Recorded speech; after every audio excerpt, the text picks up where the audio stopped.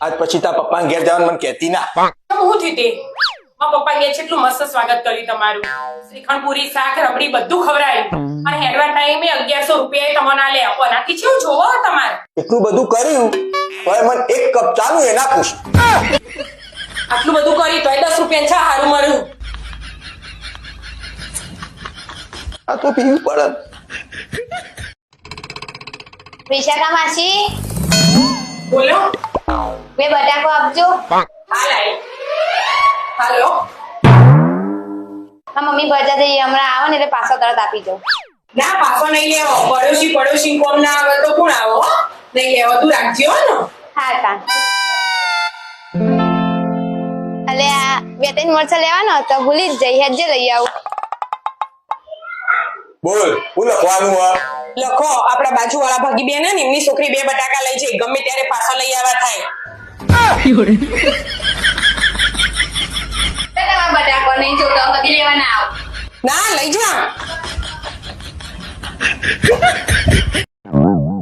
ઓય હા તમે આખા ઘરની સાફ સફાઈ કરી દો ને તો હું તમને 500 રૂપિયા આપું. તું વાત કરે. હા આખા ઘરની સાફ સફાઈ કરવાની ઓવા થઈ જશે. સારું. અને થોડો વાસણે પડ્યો એ ઘસી દો ને તો બીજા 500 રૂપિયા આપું. વાસણ ઘસવાનું હા થઈ જશે એ થઈ જશે. ઓય ઘરમાં બધાનો કપડો ધોવાનું બાકી તો તમે ધોઈ દો ને તો બીજા 500 રૂપિયા આપું. આ તો મહેનત વાળું કામ. હા થઈ જશે.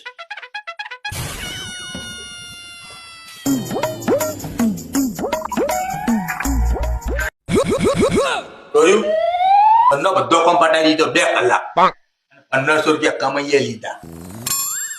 લાવતા કરિયાણું લેવા જવું હો પૈસા આપો. हे प्रभु हे हरिनाम कृष्ण जगन्नाथ प्रेमानंद ये